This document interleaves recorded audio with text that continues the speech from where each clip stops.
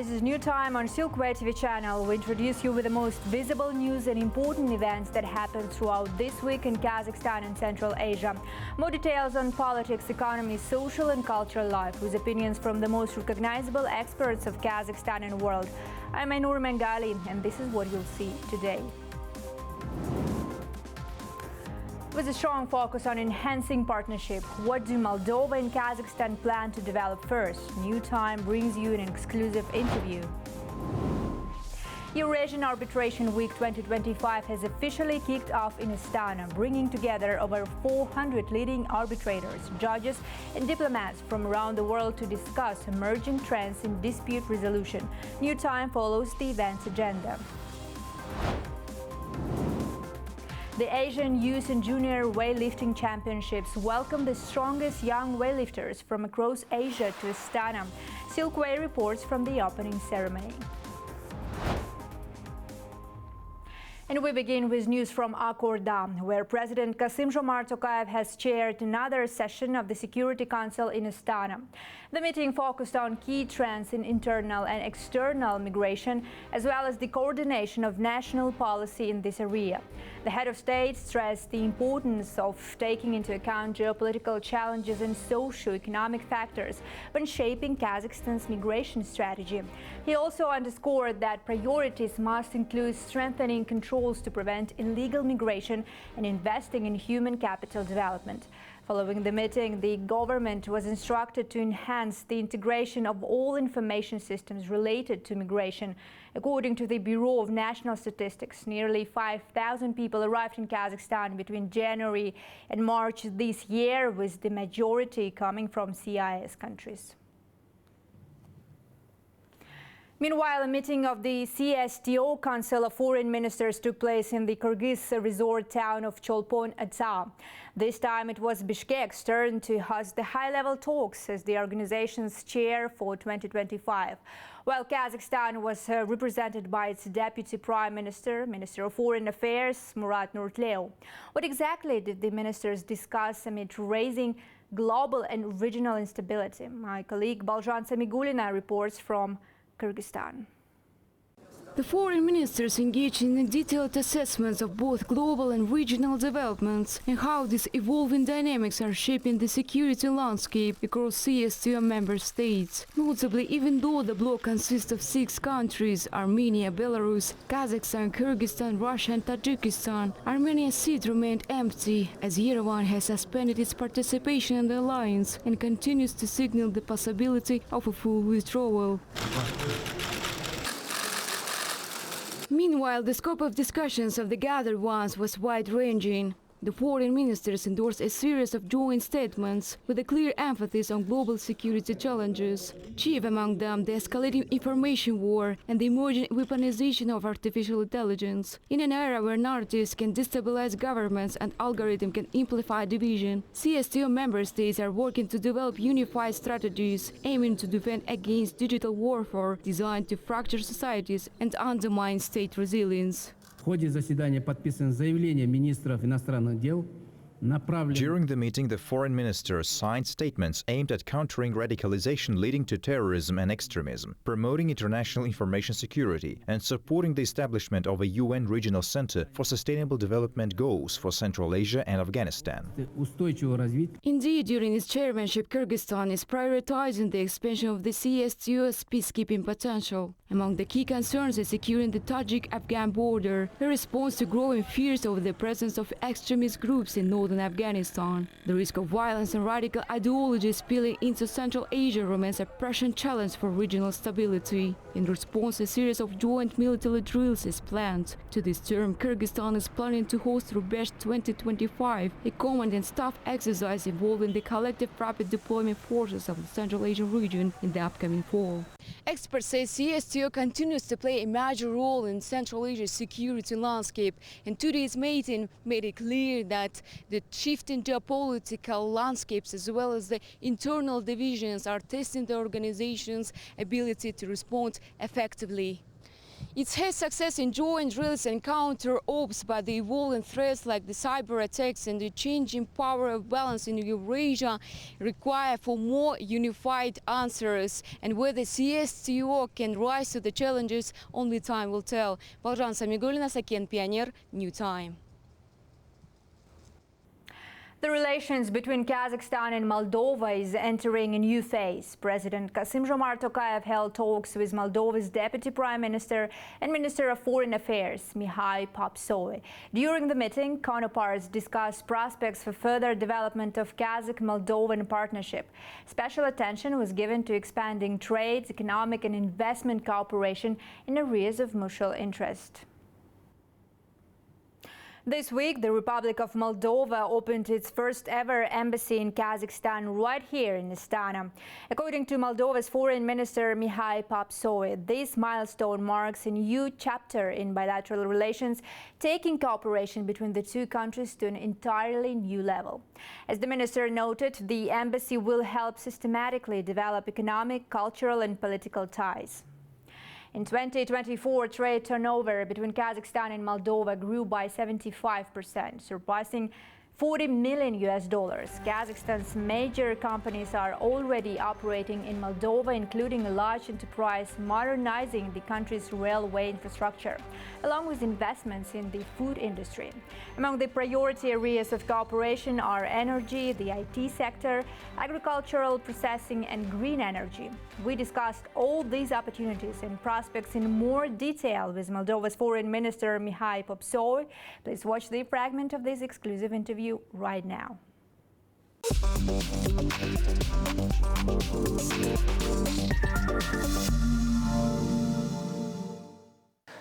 Dear Minister, thank you very much that you agreed to do this interview. It is a pleasure to have you here. Thank you. It's my pleasure. So let me start right from the first very important question.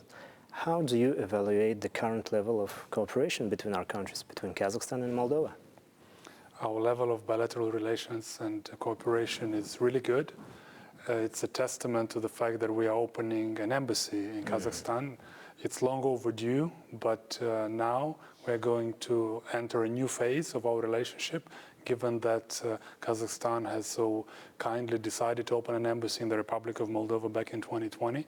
Now we are happy to be able to reciprocate, and the two embassies will now work in a full-fledged capacity to bring our relationship to a whole new level in a political sphere, in the economic sphere, cultural, social cooperation.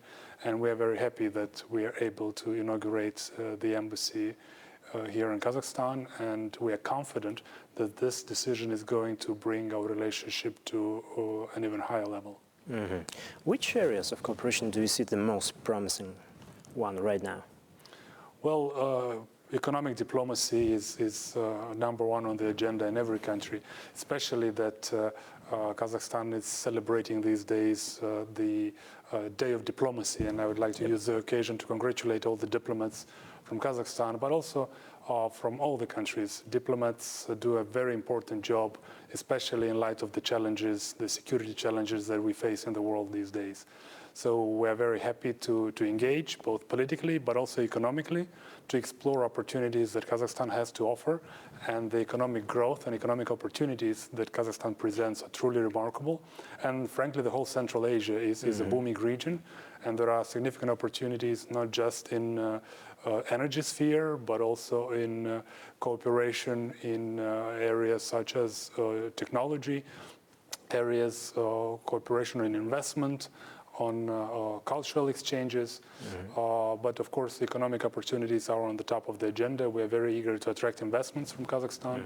We already have some important presence from Kazakh business community in the Republic of Moldova, and we very much look forward to increase those ties to the mutual benefit of our two countries and our two peoples.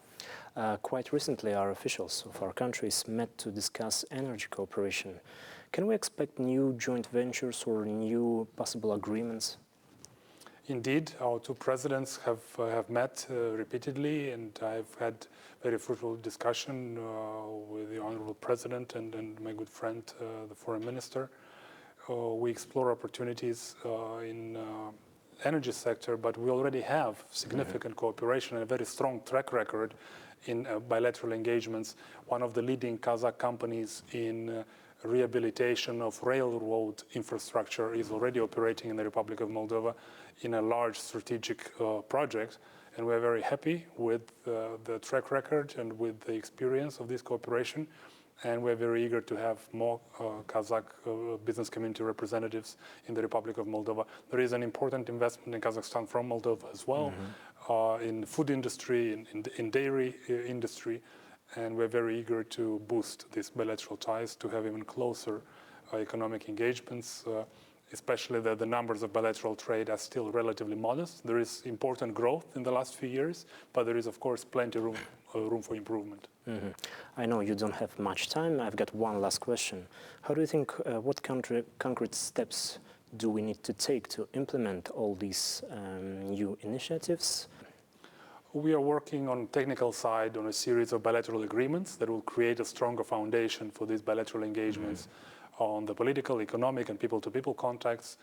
And once these bilateral agreements are in place, this will foster further engagement. But there is a strong political will. I've been convinced of that on our side, of course, and I was reassured on the Kazakh side during this visit, both at the level of the foreign minister and the level of the president. And we're very much happy to see this strong commitment and strong engagement.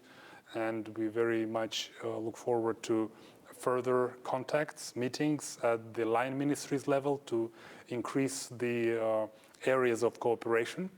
And we look forward to also intensify our political ties, since Kazakhstan is becoming such a prominent international player, including with the opening today of the CICA office of the conference for the confidence building measures in Asia. It's a very important diplomatic step, a very strong signal to the international community that Kazakhstan stands for diplomacy. Kazakhstan stands for peace and cooperation, and becomes a real global capital for diplomacy. And this is a testament to the leadership of the president and to the great work that my good friend, the foreign minister, is doing. And we'd like to commend their leadership and growing the status of Kazakhstan on the international stage. We're very happy that we are able to be present here, where things happen, where Central Asia becomes a focal point for the attention of other big global players. And there are enormous opportunities, which we are very happy to explore. And at the same time, we are very happy to share the opportunities that the Republic of Moldova has to offer in light of our accession to the European Union. So I am quite happy with the level of our contacts, our friendly relations. And I'm sure that there is plenty of more opportunities that can be created in light of the strong political will that exists on both sides, and in light of the strong mutual respect and mutual interest that both our countries, both our peoples share. And I'm incredibly thankful for this opportunity, not just for opening the embassy, but also to have this big openness and willingness to engage going forward.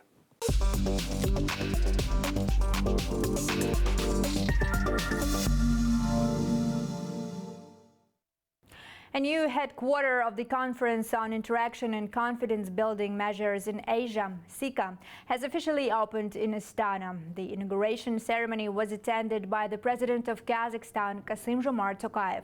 The decision to place the organization's main office in the Kazakh capital highlights the country's central role as the initiator of this platform and its continued commitment to strengthening international dialogue and security across Asia. The head of state emphasized the significance of CICA is growing in light of increasing global instability.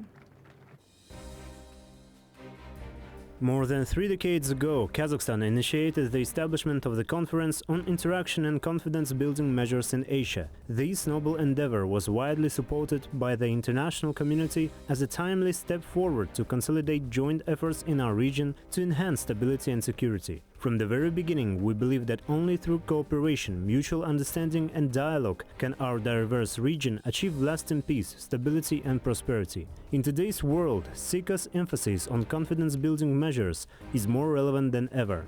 Covering nearly 90% of Asia and representing more than half of the world's population, CICA stands as an important element of the evolving architecture of international relations. Speaking at the ceremony, President Tokayev also noted that growing geopolitical tensions and the weakening of multilateralism pose serious challenges to both regional and global stability. He reaffirmed Kazakhstan's commitment to large-scale political and economic reforms and placed special emphasis on the country's active efforts to develop infrastructure in the energy, transport and digital sectors. More than 400 leading arbitrators, judges and diplomats from the UK, the United States, Europe and Asia have gathered in Kazakhstan's capital for the IAC Eurasia Arbitration Week 2025.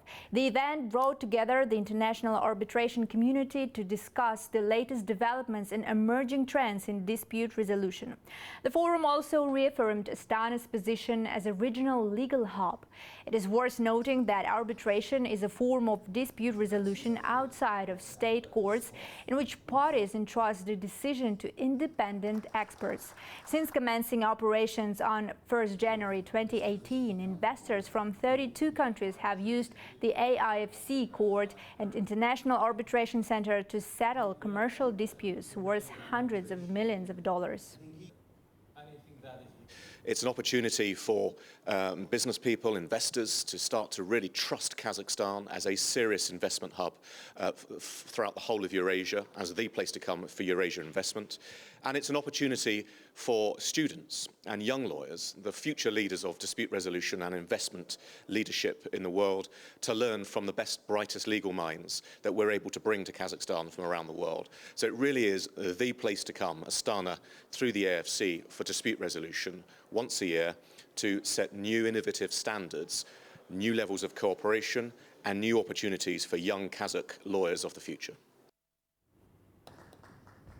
Today, the AIFC Court and the International Arbitration Court have handled nearly 4,000 cases.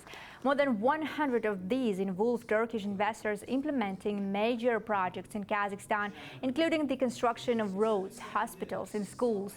During the week, the AIFC Court and the IAC signed 2 memorandums of cooperation with the American Chamber of Commerce in Kazakhstan and the Turkic Arbitration Association. I'm truly impressed by everything that has been achieved here. This is still quite a young center, but all the work done to promote arbitration is remarkable. As far as I recall, more than 5,000 people have already taken part in its training programs. Today, the center has established itself as one of the strongest in the region. And, as I understand it, it also has international ambitions. I wouldn't be surprised if in the next 5 to 7 years it becomes a real competitor to arbitration institutions that have been operating for decades. Developing an international arbitration center is a powerful way to build trust and help Kazakhstan attract investors. This was the central message shared by Christopher Campbell-Holt, Registrar and Chief Executive of the AIFC Court and International Arbitration Center, and Professor Maria Malaguti, President of UNIDRAW, one of the world's leading authorities on legal harmonization, in an exclusive interview with New Time. They noted that an independent dispute resolution system gives businesses confidence that their investments are protected under clear, internationally recognized rules. Professor Malaguti emphasized that Kazakhstan is on the right path by establishing a permanent arbitration chamber. They also described how this institution was built over the past decade, transforming Astana into a leading arbitration hub for Eurasia. But let's go back a little bit historically. We've been here now. It was Lord Wolfe and myself, a former Lord Chief Justice of England and Wales, 8 or 9 years ago now, at the invitation of the first president of that time of Kazakhstan, to create something bold and innovative for the first time in Eurasia, an international common law inspired legal system, albeit it's codified, and it's really international best practice and common law principles. But also a dispute resolution system, a court and a separate international arbitration centre that would really become the hub for dispute resolution in Eurasia. It's happened. The fact that we're all here today celebrating the IAC Eurasia Arbitration Week 2025, it's not our first attempt at this. This is our third, maybe even our fourth attempt at doing this. And the calibre of the people, not least the President of UNIDROIT, Professor Malaguti, being here, those are indications, obvious indications, that this is now, Astana is a recognised centre of excellence for dispute resolution and arbitration in particular for the wider Eurasia region. Very quickly, our Court and Arbitration Centre have premises and digital technology in those premises in 10 countries. This hasn't come out yet in the conference, but I suspect it will do, perhaps if not later today then tomorrow, certainly. All of the countries that are part of Central Asia, there's 5 countries of Central Asia, and another 4 countries plus China outside of that, so Armenia, Turkey, Azerbaijan and others, have our premises. So what that has done is bring more business to Kazakhstan. It has, we've used those centres as remote, if you like, centres of excellence for further promotions and awareness training, but also critically training on international arbitration and dispute resolution and court advocacy skills in all of those countries. My team go out there, I don't, but my team go out there every year to meet the business community, the legal community, the local courts and everything else to contribute.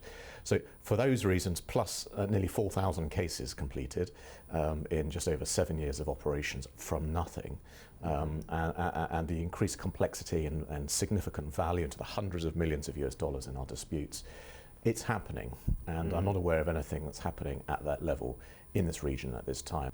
How do you think, what else could strengthen the trust of international investors in arbitration here?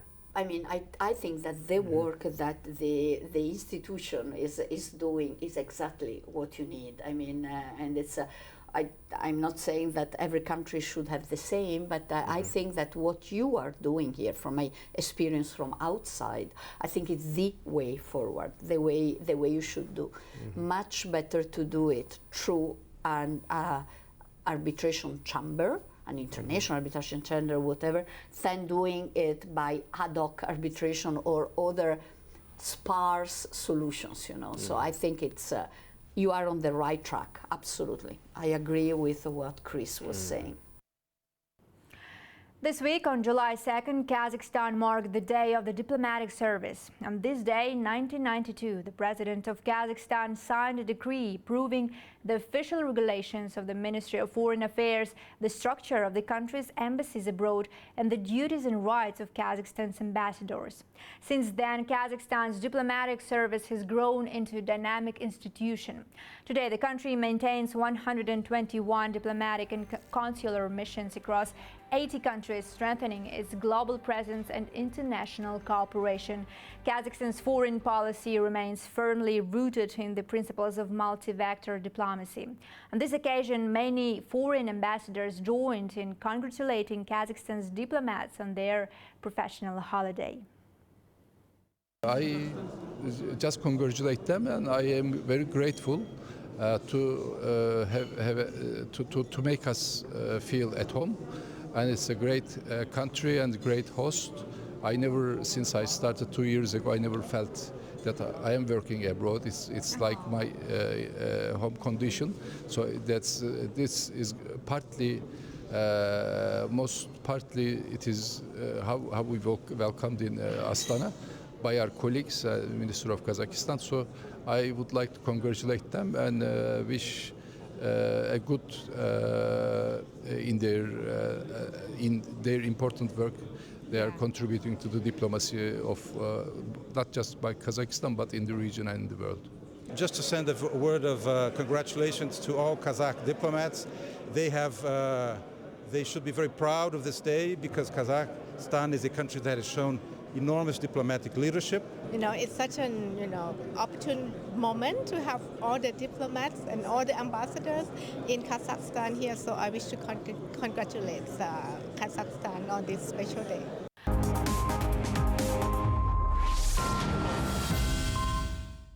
NATO countries have agreed to increase defense spending to 5% of GDP by 2035 and reaffirmed their commitment to defend each other in the event of an attack.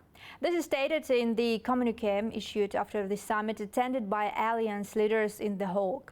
Of this amount, 3.5% will be allocated to core defense needs, while the remaining 1.5% will go toward protecting critical infrastructure, cybersecurity and innovation. U.S. President Donald Trump, who has been demanding higher defense contributions from allies since his first term in office, welcomed the summit's outcome, expressing hope that the additional funds allocated by NATO countries would be spent on military equipment manufactured in the United States. A review of how defense spending is increasing is planned for 2029. President Trump, dear Donald, you made this change possible. Your leadership on this has already produced $1 trillion in extra spending from European allies since 2016. And the decisions today will produce trillions more for our common defense to make us stronger and fairer by equalizing spending between America and America's allies. The head of the International Atomic Energy Agency, Rafael Grossi, says Iran still has the technical ability to restart enriched uranium production within just a few months.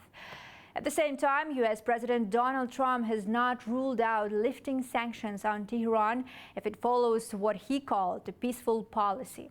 In response, Iran's president has signed a law to suspend cooperation with the organization. Iranian officials say inspectors will only be allowed back once the agency condemns the U.S. and Israeli strikes on Iranian nuclear sites. To remind you, on June 22nd, the U.S. and Israel carried out strikes on 3 nuclear facilities in Iran. President Trump said these sites were completely destroyed and claimed Iran's nuclear program has been pushed back by decades. This statement was contradicted by IAEA Director General Grossi, who said the facilities were damaged but not eliminated. Despite the tensions, he said he still hopes the agency can rebuild cooperation with Iran. The IAEA continues to monitor the situation closely, stands ready to provide technical assistance, and remains committed to its nuclear safety, security, and safeguards mandate in all circumstances. I stand ready to engage with all relevant parties to help ensure the protection of nuclear facilities and the continued peaceful use of nuclear technology in accordance with the agency mandate. It's worth noting that despite the previously announced ceasefire, Israel has continued striking targets inside Iran, extending its operations beyond military and nuclear facilities. As a result of an IDF attack last week on Evin prison in Tehran, 71 people were killed. Among the victims were prison administrative staff, inmates and their relatives, as well as residents of nearby buildings. And now to sports, where Astana is set to become the center of gravity for Asia's next generation of weightlifting stars. This Friday, the city kicks off the Asian Youth and Junior Weightlifting Championships, with hundreds of young athletes from 25 countries competing for gold. It's the first major international weightlifting event Kazakhstan has hosted in over a decade, a sign of the country's growing ambitions in the sport. Our correspondents worked at the athletic sport complex, Kazakhstan, to record everything that was going on there. Let's now go live to our reporter, Nuray Asylbek. Hi, Nuray. What was the general atmosphere like at the venue? Hi, Ainur. Well, the arena is alive with the energy. In the coming days, Astana becomes the center of the strengths, character, and great ambitions. For many of these athlete teens, it's their first taste of international competition, and the mix of excitement and determination is unforgettable. And more than 30 Kazakh athletes, they're carrying the nation's pride right here on home soil. One of the main goals of this tournament is to find athletes for future competitions. This is where Kazakhstan will choose who represents the country internationally. Athletes under 20 from 25 countries compete here, including China, India, Uzbekistan and other countries. Everything comes down to the classic lifts, the snatch, the clean and jerk. This is not the first time for me in Kazakhstan, but this is the first time I find the excellent organization with excellent venue, excellent hospitality, everything. It is over our expectation. Thank you for the government, thank you for the Olympic Committee, thank you for the weightlifting federation here. They are doing very good. The event's high-level organization has won international prize. The Astana tournament is the first step toward qualifying for the 2028 Los Angeles Olympics. Kazakhstan is building a strong team for future events. Success here could secure spots in senior world and Asian championships. This competition in 2028, there will be qualified the lifters from Astana to go to Los Angeles. I believe that weightlifting in Los Angeles, the lifter of Kazakhstan will take medal because, you know, weightlifting traditional sport in Kazakhstan and historical sport. And I believe that this reason we see the Kazakhstan government, Olympic Committee, Minister of Sport, Federation, all support weightlifting, and we are proud, and I hope that I see the flag of Kazakhstan in Los Angeles. I will note this for the last time. Over the decade has passed since Kazakhstan's last hosted world-class weightlifting, when Almaty gathered the planet's strongest. But today, a new arena, new names, a new chance. For those young athletes, every raised barbell is proof that the spirit of the sport here grows stronger and one step closer to greatness. That's the latest from the arena, Ainur. Giving floor back to you.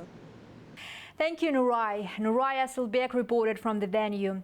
Asian Youth and Junior Weightlifting Championships will continue until 10th of July in the Kazakh capital, Astana city. And that's it for today. All the main news about Kazakhstan and Central Asia you can find here. More special projects about our country you can also watch on Silkway TV channel. The New Time program will return after the summer break. Until then, goodbye, and from all of us, it's New Time. We wish you all the best in the days to come.